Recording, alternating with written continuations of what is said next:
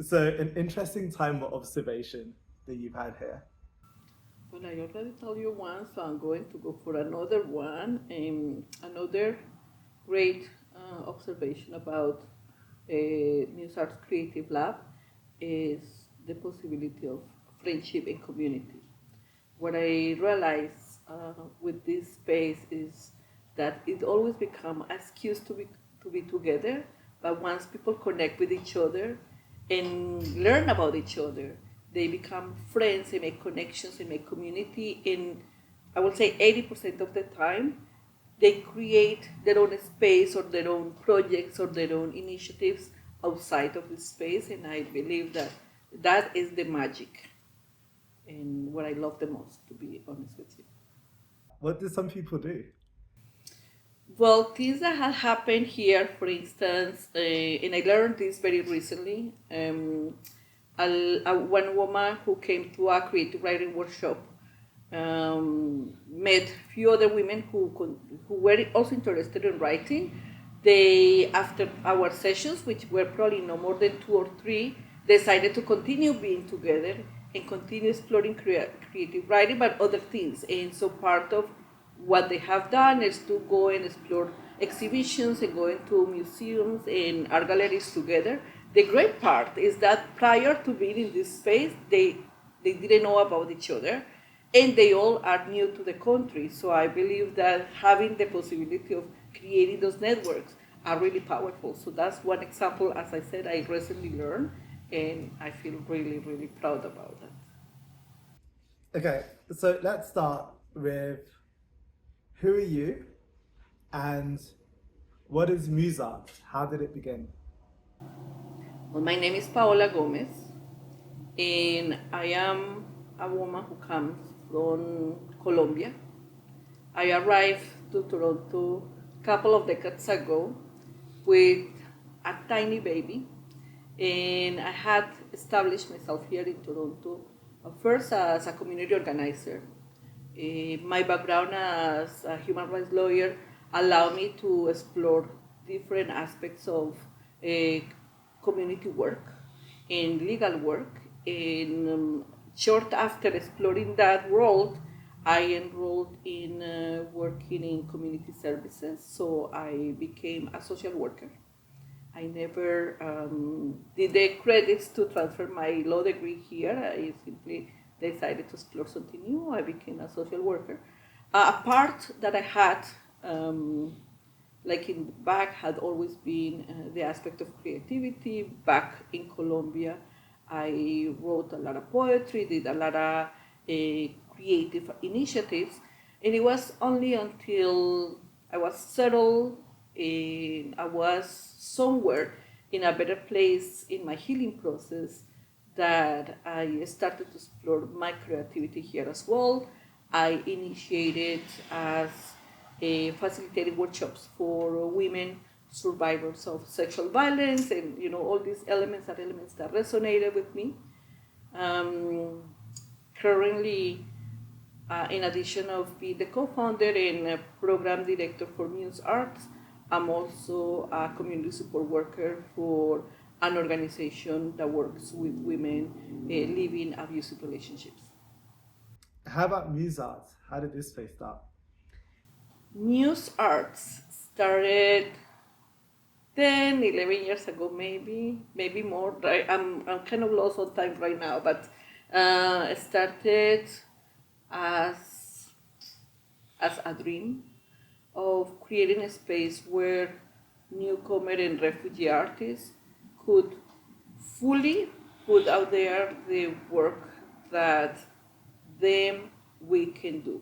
And it really started as a way to, close a door and open another one, mainly because when my partner, who's a co-founder of Muse, came to Canada, we started exploring possibilities for him to be able to be as creative and to to follow up with what he knew, and he was fully established in Colombia, as a visual artist, as a photographer.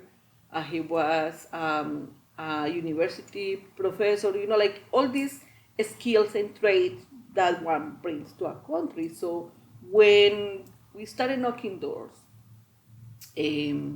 all the doors were very, very hard and very harsh, mainly because people were either very territorial or put it very difficult, or basically wanted us to fulfill their ideas without considering that we had ideas, that we were creative, and that we also had things to say. So there is something that we always said. It's like when a door closes, you make sure that you close it really hard, because that sound and that movement will let other things happen. And so that's precisely what happened. Was like, you know what, let's do something. Let's do something based on the fact that, I had all these years of experience on social work, and I had worked my entire time in Canada. I had worked with refugees and newcomers. Let's go and do the work with the communities that I'm familiar with, and let's make sure not to betray that principle of, you are a creative person. So we started by going to shelters. Initially, we will go once a month. We invited a couple of friends. Our friends who were also artists were working either in the cleaning industry or in the construction industry. So there was not a lot of money. So we will do it once a month, because I will take off my paycheck to buy art supplies. That's simply as it was, because it was important for me that we will have that outlet for creativity. Like you focus a lot on paying the bills, making sure that you have money to pay the rent and buy the food. And in that process, there is a part of you, especially if you're a creative person and you are not being able to do the work that you love, that starts being sudden and being blurry. So I was very aware of that part, and so that's why I'm like, even a month, once a month, we can do these activities. So we went back to a place I call home, which is Romero House. It's the organization where I arrived as a refugee, where I was sheltered for over a year while my process was going on. So I went back to them and I'm like, I know that we need to be doing this type of programs here, because all the programming that exists for refugees is like for the adults, and the kids, you think that you put them in the school or in the daycare and everything is okay. As someone who went through that process, I know firsthand that is way more than that. As I know that as a mom, I was always exhausted and fearful, and I am 100% sure that I pass on that fear and that stress to that child that didn't have the same type of voice that I had, right? So that started this Our World of a Thousand Color program. That is where that idea starts, and that's where, before I share with you, that is our core program. So we started doing that once a month. Then another idea we had was to create like a full exhibition called The Art of Nonviolence, because we wanted to bring in all these creatives that were in on the cleaning industry or construction industry. Basically, they were artists back home. However, they were doing cleaning and construction here. So we wanted to create some sort of a space for them to be able to create something and exhibit. And because things always coming out of the pocket also makes a hole, so I contacted the Toronto Arts Council, and I contacted them to say, hey, can you help us with that exhibition, right? I'm like, we have this idea, and the person that I spoke with, his name is Andrew Suri, now he's a director, but back then he was the community arts officer. So I asked him, like, can you help us with this? And this is the idea. And he's like, well, we don't really fund exhibitions. And I was so disappointed because it took a lot of me to to make that call, mainly because sometimes in back then very concerned about how I would sound over the phone and if the idea was clear, those type of things. But he followed up and he said to me that same conversation, that same phone call, he said, what else do you do? And I'm like, well, no, we go to shelters, but we go like at the end of the month, and I explain just what I shared with you. And he's like, oh, but we can fund this type of projects. Can you,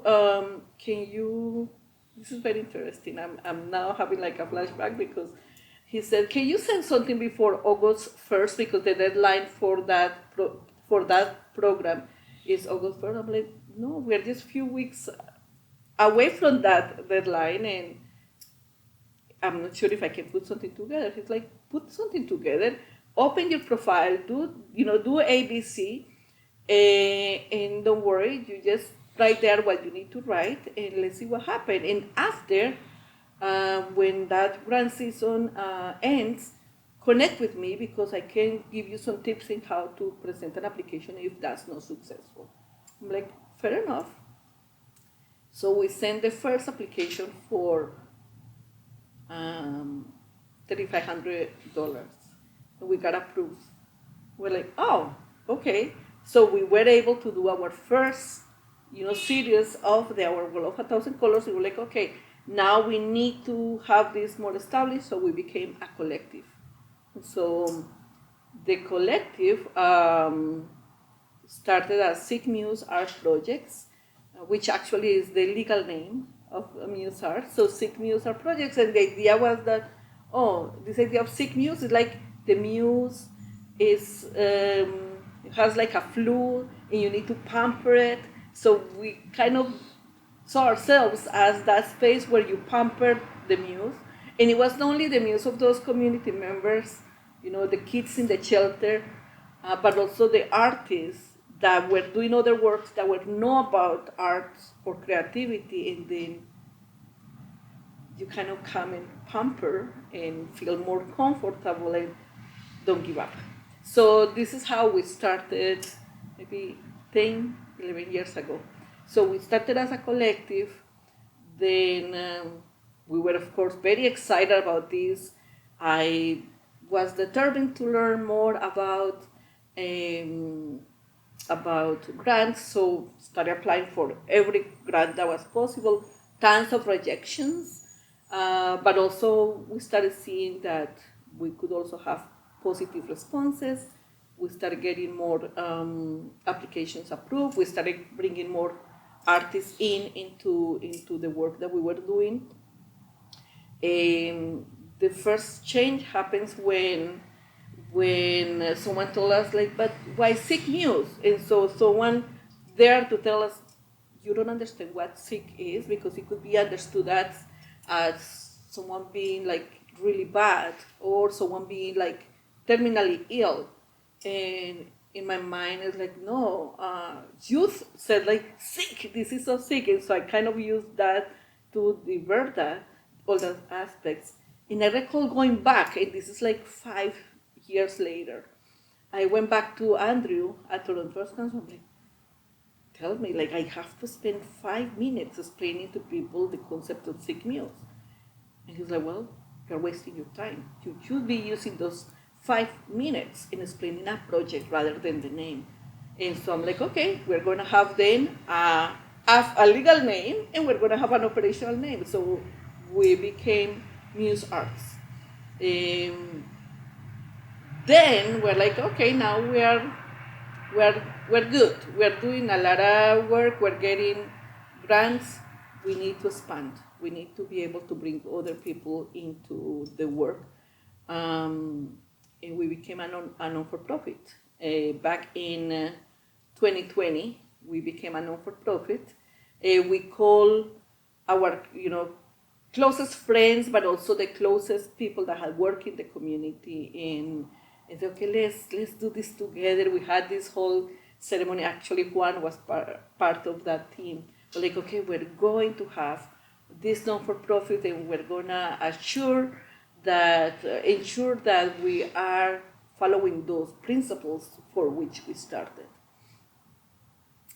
Very short after, we realized that if you are in the board, you cannot work for the organization because you cannot be, you learn all these things like, okay, so we all have to kind of go back and take different roles, right? And so at that point, the team, our closest team, we wanted for them to continue with us, but in a capacity of working.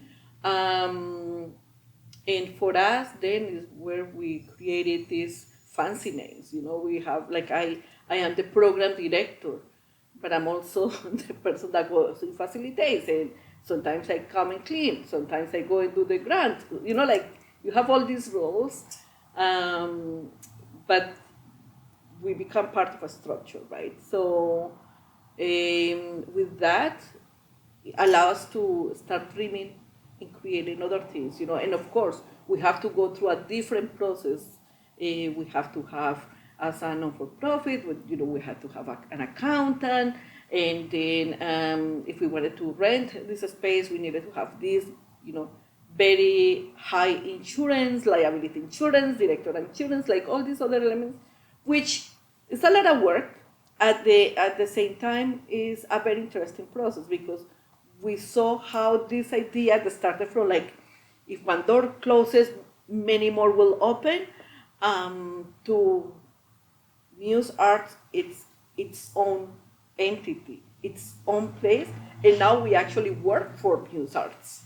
Then in 2013, we went through the process to become a charity, and so in November 2013, we were given full status as a charity in Canada. So here we are, as a charity organization that has very active programs, from a creative lab, which is this space that operates during the spring, summer, and fall, to a multi-arts festival, to an international cooperation program, and our community arts program. So that's how we got to this moment. Great. And I know you mentioned before that you started off as a collective and now you're an organization. How did these roles help you at different points of the work, say between 10 years ago to 5 years ago to now? How has, like, the idea of group changed the way that you worked? Well, community and group and collective have been at the core of everything that we do. Actually, our first fear, and why it took us so long to decide if we were going to become a non-for-profit, was actually the fear of losing that concept of community, of group. Mainly because what we have seen, or what we see around, of how something that becomes more structured becomes more institutionalized, and therefore all these laws that govern also become obstacles to the concepts of community, right? And in collaboration in many aspects. What is the mission and the vision versus what you do from, your heart, like all these aspects that somehow work different. It's not the same when you meet with your group of friends and say, hey, let's do this project, then when you are like, oh, now I need to make sure that the project fits into the concept that I have here, but also remember that I have to report to a board of directors. I need to make sure that they approve what we're doing here. There is a lot of aspects that felt that were going to be different. And it felt that was going to be different because of our lack of knowledge of what it meant to become a non-for-profit, right? So, especially because we were having as reference of arts organizations, places that were not that connected to the community, that were very center in the money that they receive rather than the impact of the work. Maybe that wasn't their intention, but that's how I was perceiving it, or we were perceiving it from this end, right? So we're like, oh, we don't want to become that. So that's one of the main reasons why it took us 5 years to decide, okay, we're gonna move to the next level. And say, what happens if we grow? If we grow, are we losing the essence of what we are, or who we are? And it was like, honestly, a very constant conversation. And so days were like, yes, and other days like, mm-mm. So they're like, okay, let's do it. No. What make us feel like we could do it? Seeing other models that were not here, models of organizations that were not here. And so things that we learn, for instance, how can we negotiate those aspects that were important? For instance, I'm going to talk about the program of the International Cooperation Program. Like, well, this is important to us because what we have said is that we work with newcomers and refugees, and all these people love this place for the safety, but also have another place that they also call home. And so it's very important that we talk about the transferring of skills. We also how we talk about us as global artists. And so when we start speaking in those terms, like, okay, let's write it in the bylaws of the organization, in the constitution of the organization, that this is part of what we need to do. And so we make sure that a lot of those things that we wanted to preserve of Muse Arts, as when we started 10 years ago, and it was a vision of Alex and I, and like how we're gonna change the world, can still continue. And so we put all those elements there. And for instance, that's one of the reasons why any surplus that Muse has is invested in youth creative development and in international cooperation. So those are like, is the mandate. So we know that through that we can continue doing the work that we decided back then. And I think the other part that has been very important is that when we go into the process of recruiting board members, we actually share this. Like, you know, we operate under certain principles. We operate under the principle of radical generosity. We operate under the principle of reciprocity. We operate on the principle that newcomer and refugees are not only receiver of services but creator of services. And are you do you understand this part? Are you interested in help us continue this work? And we have been very lucky that the board members that have been have come through Muse Arts and have been part of the journey also understand that, celebrate this, and also witness and experience this consistently. Do you think that there is a right or wrong time to be part of an organization, to become an organization? Well, I think that we have a system. You know, if I compare, I have lived in Colombia and I have lived in the U.S. So when I come to Canada, I see this as wonderful, right? Because I come from other systems that deprived me from other things that I have access here. So I celebrate this system a lot. At the same time, I have lived here enough time, and I feel I'm part of Canada in a way that I can also analyze and evaluate the system in a more pragmatic way, not only with the romantic idea of and the gratitude that I still have, because you know I'm safe here and my family is safe here, and I'm very grateful for that. And there are things that also not working great here. And so when we talk about the system that we have here, it's a system that works from the perspective of precarity, meaning that we have to all we all have to compete. As a small organizations, we all have to compete for money.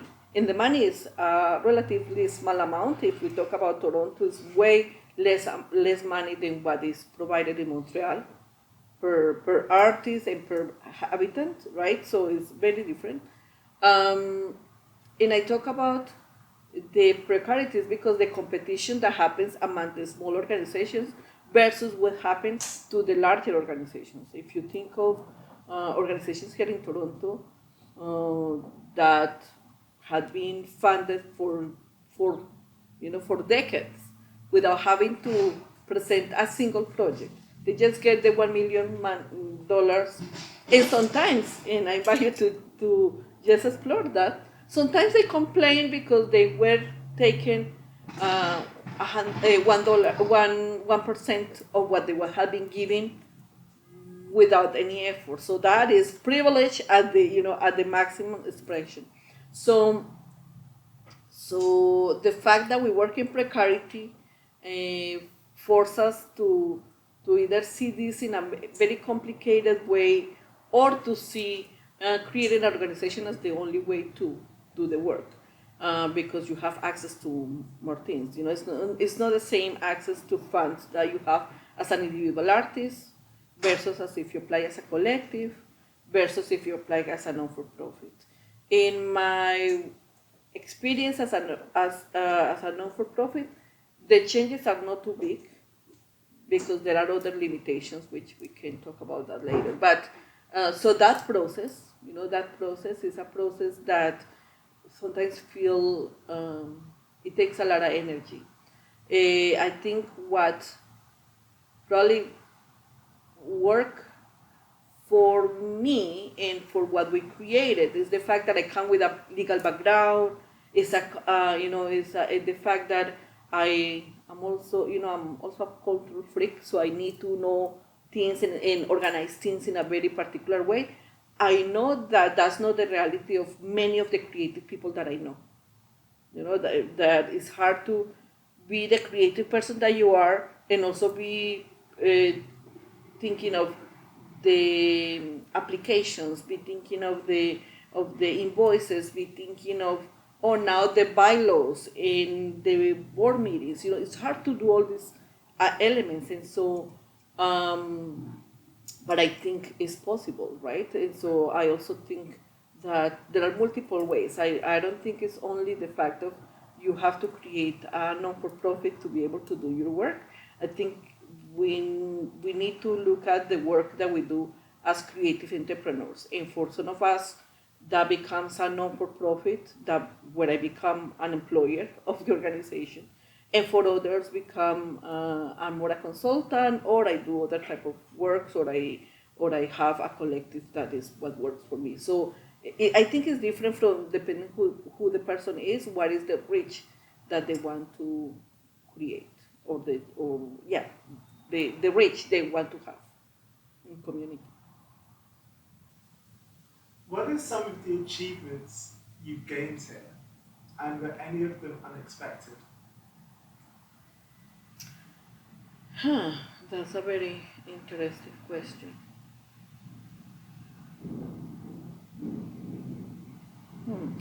Well,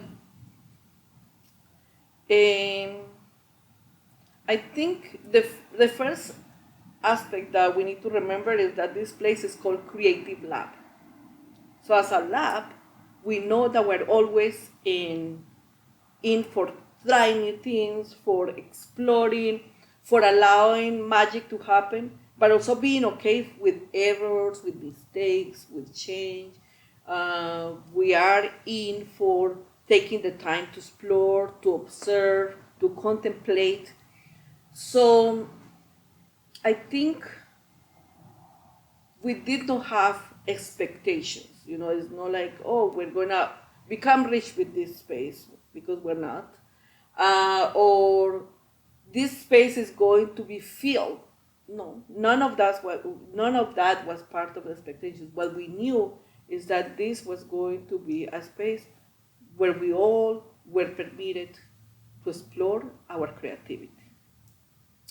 So the achievements of um, running very successful programs here, or running programs that had evolved to be something bigger outside of the space, or the community building that takes place, are the achievements that were not expected but were also no unexpected, right? So I think it's proper of the space that we created. We say, hey, you have an idea, go for it. That's why you're here. And let's try.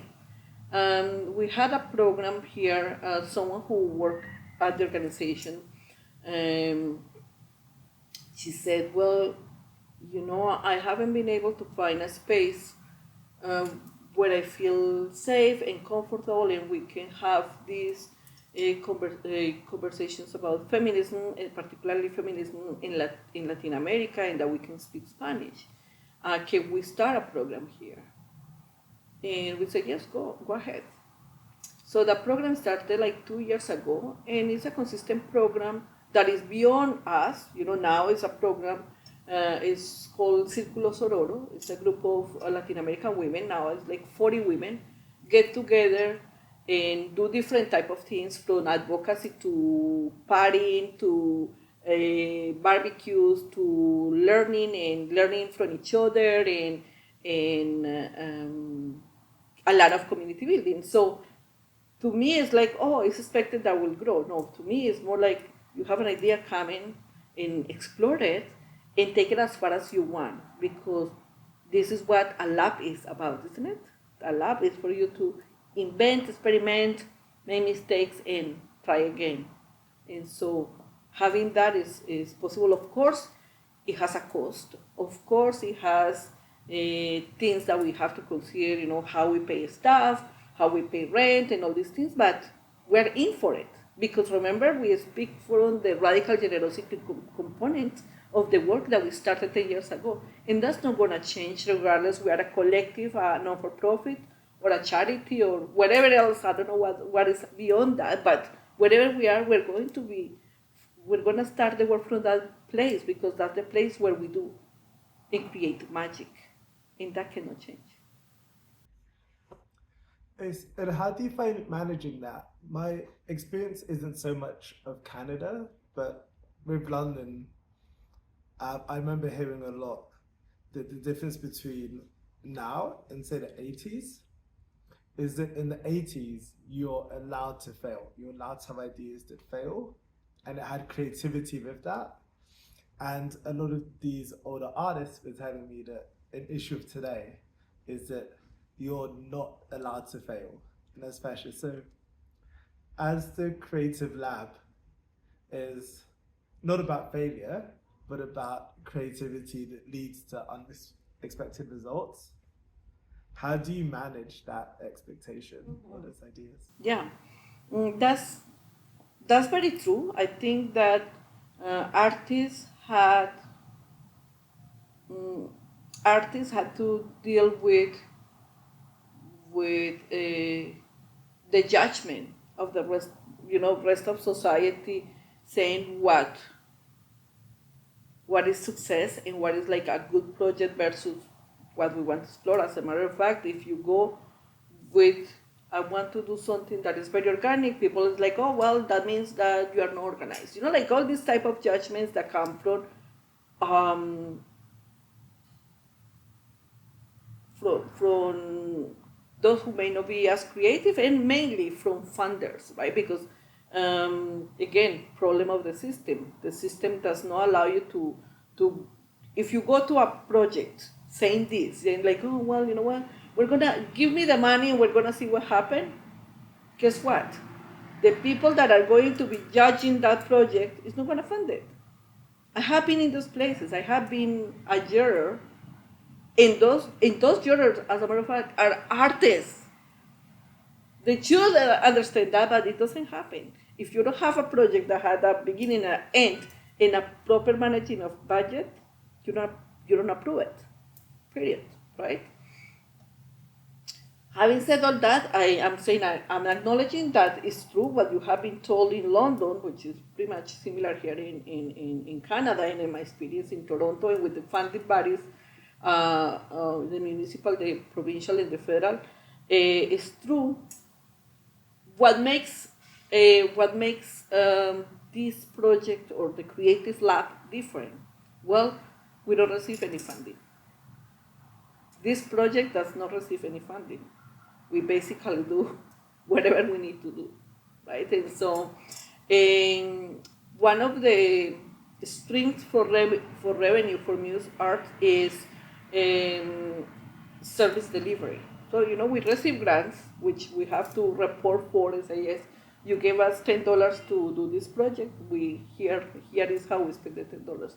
But we have, as I mentioned, a stream for services, and that stream for services could be because we sell creativity kits to different organizations. We prepare curriculums, we create curriculums for other organizations, programming. We rent the space. We rent. We have items. We have acquired things that we rent. So we have that revenue of called services. And so that money is what we get into the creative lab, because it's our project. So we enter the money there, and that money helps us manage this. So managing things like how we pay for utilities, how we pay for the location, how we pay staff. And so we kind of move around in how we do all those pieces and how we make it work. But who knows, if we were a larger organization, I don't know if we will be as invested in say, okay, is this giving us, because that's the first question that people will ask, like, is this being profitable? It's not, but it's okay. Like, it's not giving us money, but it's necessary. And we see it as the space where we storage things, but we also see it as a space that has all this potential. And I think, as I see things, it's totally worth it. What are some of the challenges you faced here? Yes, we definitely have challenges. And I think the challenges, again, are financial, right? So why financial? Because I would love to pay the artists that support this project way more money from what they get right now, right? So I would love to have the space open for way more hours, and all these things are only solved with money. If we have enough money, we could pay artists more. If we have more money, we could have the space open for more hours because we can bring someone else in. And we are very creative, like, okay, we apply for Canada summer jobs, so we guarantee, for at least for the last 3 years, we had summer students in supporting here the project. But I would say that's a gamble, because what happens the day we don't get the students, you see? So again, financial, I think it's more of the financial aspect, more than any other challenge. Of course, there are challenges associated to the fact that we're renting from the city, but there are so many pluses about that. Like, this is a wonderful space. We have a whole park. It's not about the space, it's about the fact that you open that door and you have a full park to do the work. We are happy with the space. When we entered this space, this was a kitchen. So we demolish everything, we invest our money here. So, because we believe in this, we believe that it's great to have this space. It's great to being able to have a space where we can make people feel welcome, and that is also their space. How does the city of Toronto or the local community support the work that you do? Mm. I think, to be honest, everybody is very supportive. we are very fortunate. The community is great with us. They are really great. I had lived in this community for very, very long time, and it was during the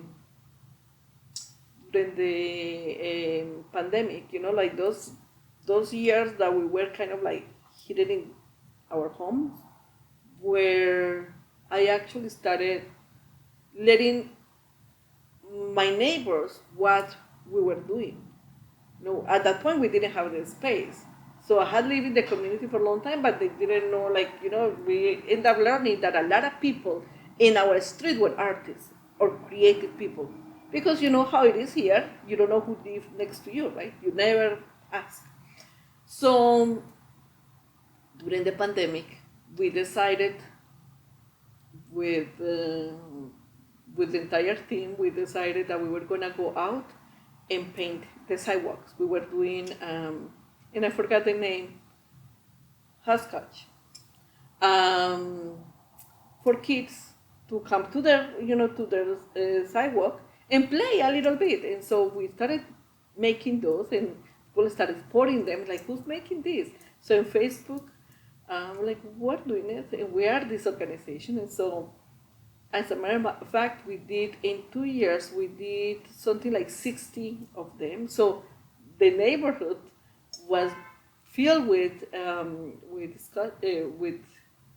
hopscotch, and people started noticing that we were doing things, right? That, are the same people that created that mural, or they are the ones who did a mural in the park. They have done an installation in the park. So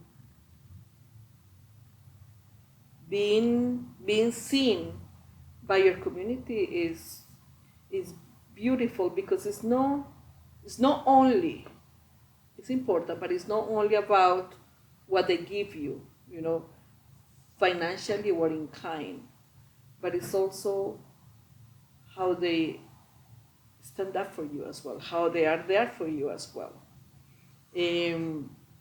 When we were doing the hopscotch, someone called the police, and so how the rest of the neighborhood was like, why are they calling the police for these people that are doing something to beautify the space, but also to give it to our kids? And they are not charging anything to us. They are doing it because they want to. And so why are we doing this? And so those type of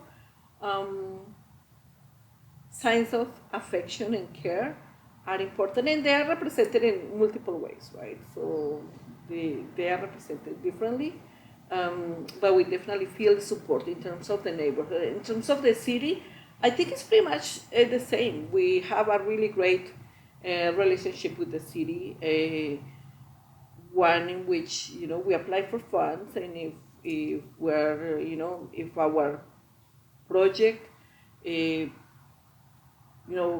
passes the threshold, we may be funded, and sometimes we're not funded. But our opinion is important. Staff from the city reach out to invite us to present our opinion. So they know that we exist and that we have a voice, and that's important, because we have been in other places where we are trying to be shut down, and so I don't think that's the case, at least for what I know and had experience in the city. I am part of the advisory panel for the cultural plan for the next 10 years. So there are spaces where our voice is also presented, especially presented as a community arts organization, because it's not the same to be the museum or to be this organization that is large in funds and in personnel, than being the small community arts organization that we are, and that started this way. Sometimes we are also the troublemakers, the disturbers of the status quo, and some people love us for that, and other people dislike us for the same reason, and that's okay. But feel very, very supported. the troublemakers, the hopscotches. Yes. It doesn't have to be for right now, it could be in the past as well. But if there's one thing that the city or the community could support you more on, what would that be? Mm, I think for the community, I honestly feel that for the community, we're supported in the way the community can support us. Sometimes the community supports us with um, donating in our campaign.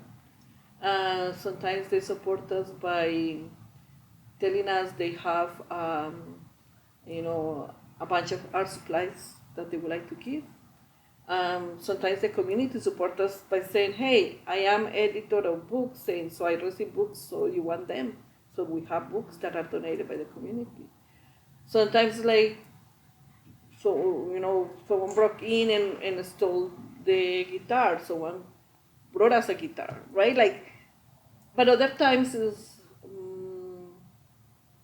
come to our events, right? So we run a festival, come here. I also understand that there is so much um, offering in the city, and sometimes it's hard. Community engagement is one of the hardest things ever. But I feel that we are supported in the way the community can support us. As per the city, that's a different thing. I think how the city can support us, money. I will say money. We are lucky to have established conversations with different programs in the city, so we have good relationships with the staff. Whereas where you can call it, ask questions. I can say that there are many programs in the city that I call and ask, and I always receive the information. That doesn't mean that I'm always happy with the information. And I will say 90% of the time I'm not happy because I'm not getting what I want, right? But it's not about that. It's like being able to have someone who responds. And I have experience that I always get someone who responds. But what I need, money, right? Money to be able to have this place open 12 hours a day, 7 days a week, money to be able to pay the artists way better. How that works? Well, again, the city will need to analyze and establish how is that they distribute their funds, right? Because as I mentioned to you earlier, um, there are organizations that do not have to go through process of applying for funds. It's just something that is provided to them. And I'm not resenting that they receive it. I'm resenting that how it's given, right? So what is the correct distribution of funds, or what is the analysis that is done, so the sharing of resources is something more equitable.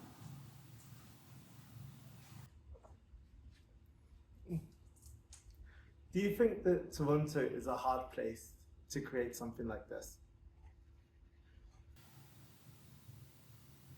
I'm going to be honest with you. I think everything is a matter of perspective. I am an optimistic. I am someone who's very passionate, and I always see a place full of possibilities. That's how I see the world, and that's always and everywhere, right? And so, because I come from the experiences of Colombia and the experiences of the U.S., if you ask me if in Toronto is hard, I will say, well, we did it, and if we did it, you can do it. That's the first thing I can say. There are multiple factors that contribute to someone having the energy to do it, or having the passion to be able to do something. You may have beautiful ideas, you may be a genius, but there are so much space between thinking and action. That's how it works. I think being able to create something like this comes from passion, discipline, uh, and willingness to fail and stand up and continue doing. Because none of what I'm saying, although whatever amount of time we have been speaking here, sound like, oh no, well, it just happened. I think no, it didn't. It was a lot of work. Like, oh, we do programming at the shelter. Guess what? I put we used to put all our art supplies in grocery cart and going to the TTC.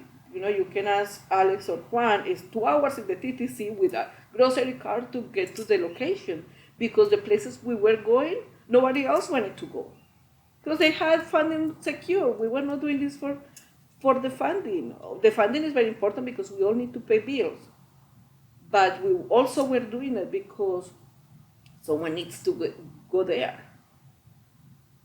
Because we all came here as people who were trying to find a place. We all know what it is to try to find a house to live. We all know what it means to wait for your papers to come, to go through and then receiving either a positive or a negative response. That's what we knew as artists. We are all those things together. And so going there was a matter of going for us, but also going for them.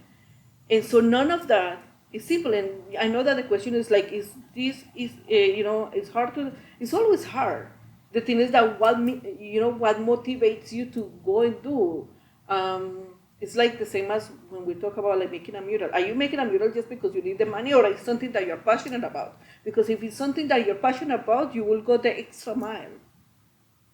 And then you will be able to invest. None of our programs charge anything to the community.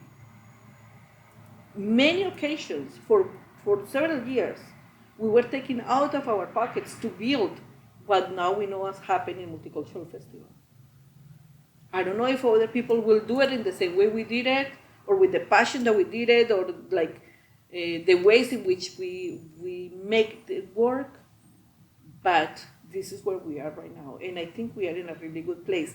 And the good place that I'm referring to involves money, but it also involves humanity.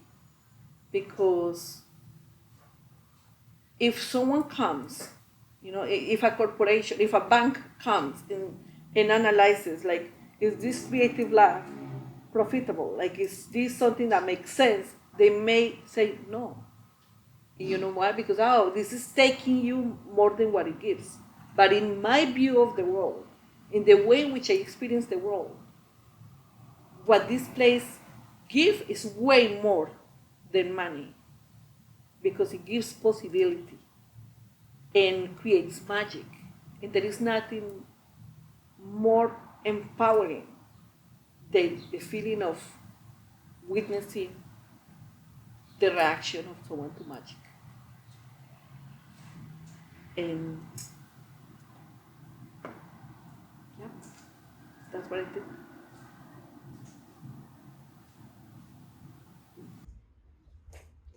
Okay. Looking back in creating all of this, what would you change and what would you keep? I honestly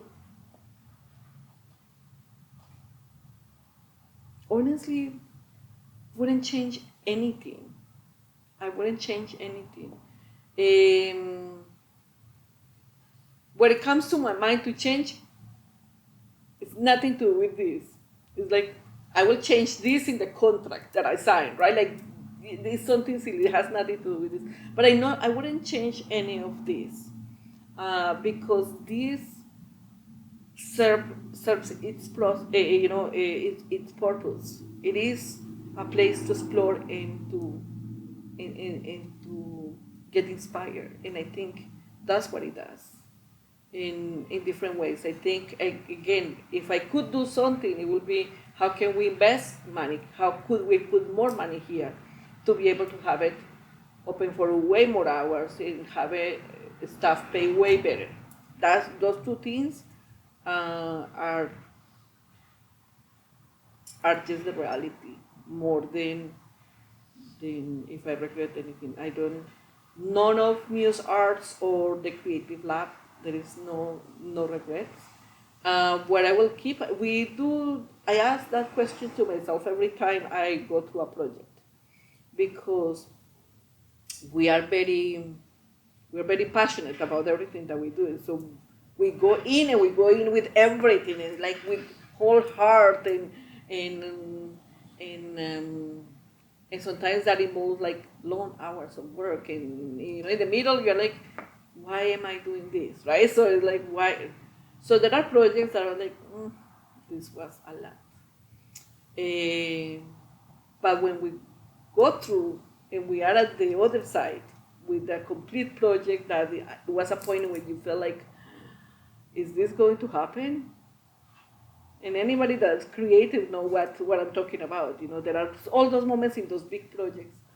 But when you go through, you're like, of course it was going to happen, because we are fully invested here and we have our heart and soul put into it, so it will work. So no, I don't have any regrets. No. How do you see Toronto from before you started the project to how you see it now? Mm,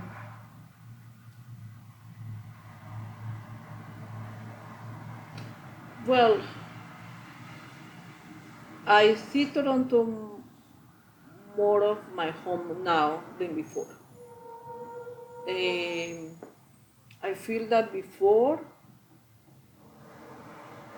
I knew very little, because a lot of the focus is like how I do my work and I go home and try to exist, right? And by the project, I'm actually referring to Muse, because to me, Muse Arts is everything. Like, it's all that involves, including the lab. So having the chance to use all my skills and everything that I am and invest that into something that became all what it became, it allowed me to regain my sense of purpose, because I don't feel strange anymore. I feel I'm part of this, and I can question the same way other people may question. So I feel grateful, but not with the gratitude of like, oh, I'm a host, I'm a guest here. I feel like, no, I'm invested here as well. And so the way in which I see my community is a way in which I also will hold my community accountable. It's not with the shyness of being a guest, it's now with a sense of belonging, and we're like, I'm also invested. And it's also for me, which the community has changed, but will need to change. So I know more of the city, and I feel with a stronger voice to praise the things that need to be praised, but to call out also the things that need to be called out, and whoever needs to be called out, because I'm doing my part. And when I'm doing my part, I can call out, of course. And what next? Well, that's true. That's a really great question. We have started the succession process almost from the moment we started. I truly believe in succession. I truly believe in the importance of passing the torch and using a very long time to give a space to the younger generation of artists and creatives to learn the things, to learn the tricks, to do the things that they need to do, and to have the space to also share their innovative ideas and all that. And so what is next? It will be for me to let others lead the way. And to be honest with you, I feel I'm already starting that process. And I noticed that in who I am. Like, before, I will be the first with the microphone in the side. And I was like, no, let it be. In terms of Muse, I think is for us to diversify the income stream. We highly depend on grants. We are project based, so figure out other things that we are still very, very, very new to it, including asking people for support. You know, we never have seen the community as like the community is going to help us fund this, although the amount of things I see out there is basically everybody asking the community for their money. And we had always shied away from that. It's like, no, we cannot do that. But when time passes, we're like, oh, maybe we need to be more effective on this. You know, we need to send the community a request for support, and we send the tax receipt, they will get their money back. You know, like those things that now make more sense than years before, because remember, all my foundation is on concepts of human rights, power and privilege, anti-oppression perspectives, the recognition that people may not have access to resources, and the fact that all our services have been at no cost. At the same time, and you know, it has taken me this long to realize that probably if we ask community, those who can support in any way, they will, you know, show up for us. Maybe, I don't know, but we need to do the exercise, right? And so what is next? To try to diversify the streams of income, and one of them will be being able to connect with the community in ways in which we ask them also to support what we do. Because sometimes it's heavy to hold it, just like we want the community to have what they need, so maybe the community want to pitch in. Great. There's one more question. Just Sure.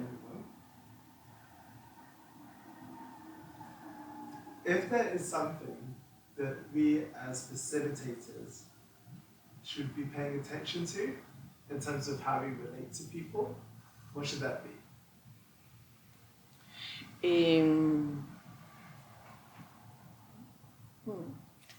I have so much to say.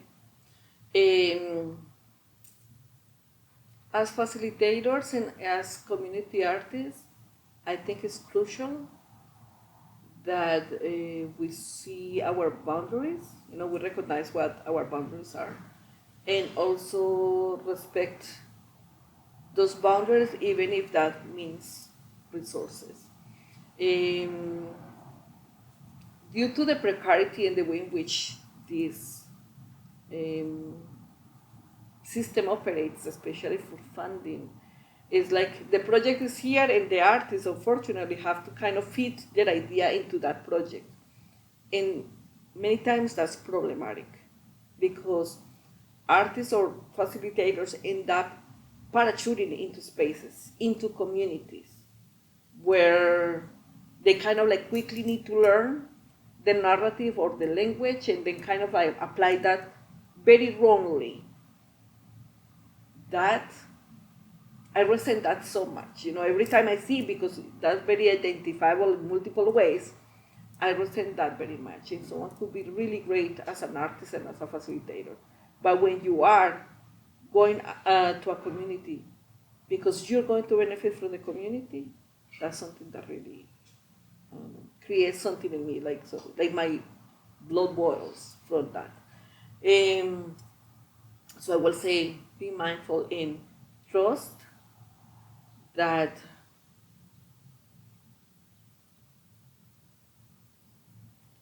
I don't want to sound too new era, but like trust that the universe will bring what is for you, and let that other thing be. Let that community be led by the artists that are in that community. Trust the fact that the community can do for themselves, because there are also talented, intelligent people in that space.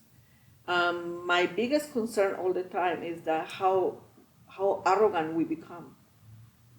by thinking that it's us, the ones that change communities. That's not true. If anything, community change us. So I'm like, always check your privilege, but also be very aware of your discourse, because sometimes it just become a selling pitch. That's what I